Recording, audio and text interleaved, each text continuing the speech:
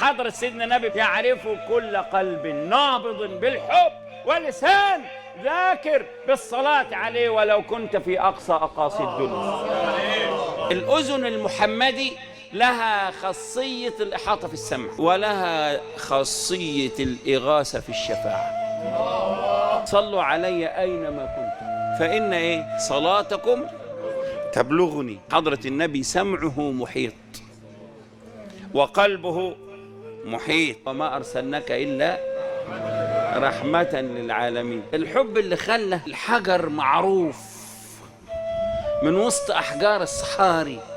سيدنا النبي يقول إني لأعرفه الآن، يعني عارف سيدنا النبي الحجر اللي بيسلم عليه في مكة. أيوه، وبعدين إيه اللي لأعرفه الآن؟ وانتقالي إلى المدينة لا يحجب عني حجرا كان يسلم علي بمكة.